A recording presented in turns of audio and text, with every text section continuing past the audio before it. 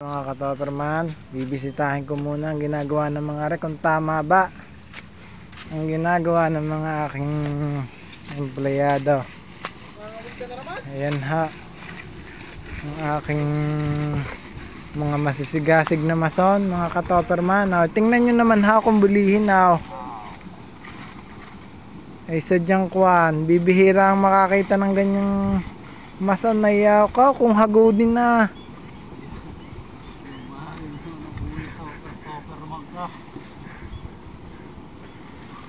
Yan ho ang luang ng aming binubuhusan. Tapos na ha. Nabuli nga lang. At dito ho magpapagulungan ang mga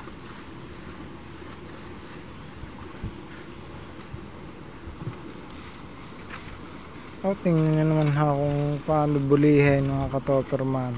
Itong dapat yung sinasabi mo virtual ang mga nagbukuan, mga nagbubulay.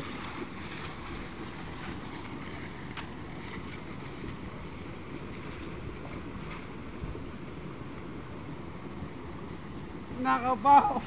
Kalapa-lapa! Aspa!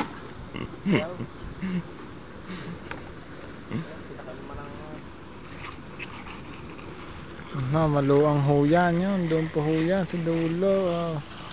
Pinaggagawaan. Diyos ko pa. Pakita tayo si Ria, pakita tayo si Ria. Reho ang aming isang labor. Ay wala nang ginawa kundi huyan mga well lang mga while. Wala akong kaya huyan napasok para lang mga well din eh. Mamaya ka kayo dun ha. Pag napanood, di ba kung putangin yan? Ay kung gagaya sa isang aray, Diyos ko pa, wow. Kau kung pandahakin ng hagod ng rodela. Aray naman nung isang aray, pumasok lang para maggupit ng kanyang hinuko.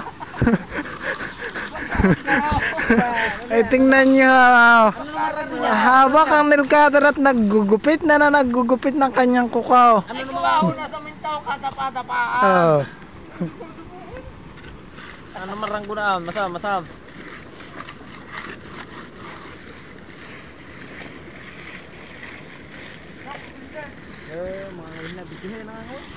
Yan ho, yan labor namin yan, namaybay na ng dagat, ayaw yan.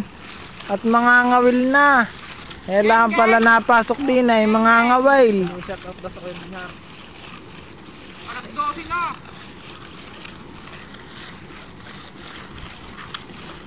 Kamay? Sibuk naman. Wala nang tinrabaho kundi lumamo ng hayop na ito. Karon naman nung isang araw, pumasok lang din eh. Palay magpapakwan lang ng hapon at kakain na.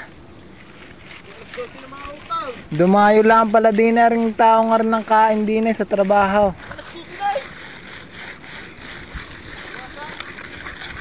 Mga kapotsi. Yan ha si Pochi, naggugunting doon. Yan, mamaya na huli mga kalapalapaan. Patitigasin pa ho natin yan.